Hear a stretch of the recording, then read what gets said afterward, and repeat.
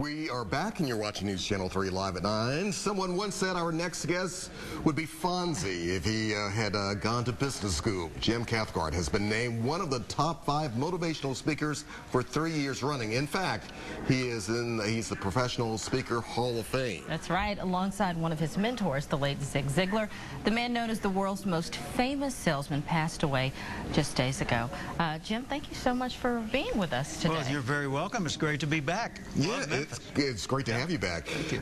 We were talking during the commercial break. I guess we all look for inspiration, Jim, ourselves. Where do you typically find it? I mean, you're able to share yours with others.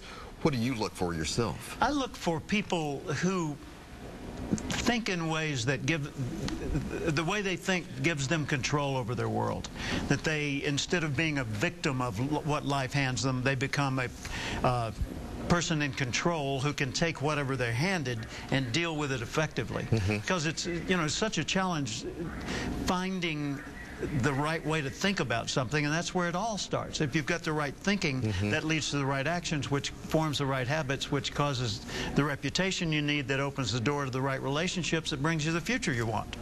And Zig Ziglar was one of my inspirations and a good friend, a wonderful man. Talk a little bit about that. I mean, obviously the world lost someone so special. That's for sure. Years ago, 1976, I lived in Tulsa, Oklahoma, and I was a young, aspiring speaker. I wanted to get into the field of personal motivation, and so I went to the Positive Thinking Rally.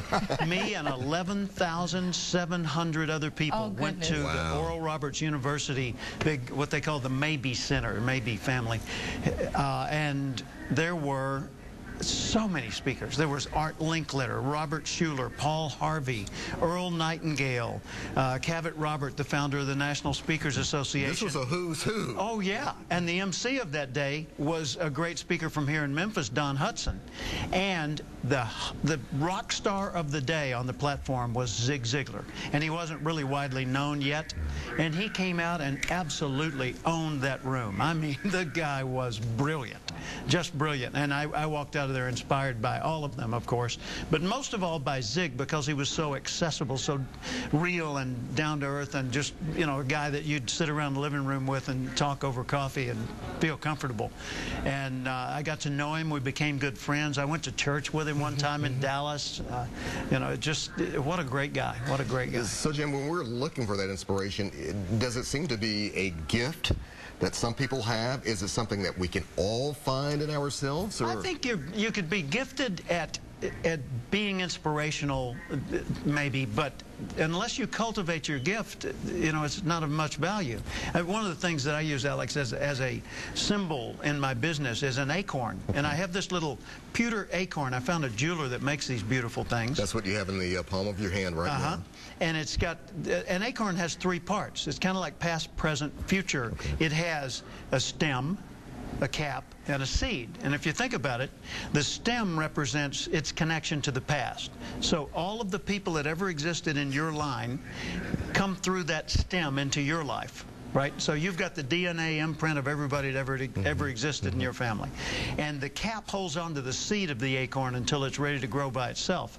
So the cap represents your coaches, your mentors, your role models, your parents, guides. And the seed represents the potential that still lives within you. So I tell people, every acorn, every oak in the future of your line, using that metaphor, depends on what you do with your life. So realize you're carrying legacy, you've got responsibility, and you are filled with opportunity. So nurture your nature. With that in mind, though, Jim, each seed, I guess, each acorn, it's going to come with different DNA. Exactly. How do we cultivate that to make it something even more positive? Well, first off, if you're an acorn, don't try to be a spruce. Because oak is coming, and that's the only thing you could do.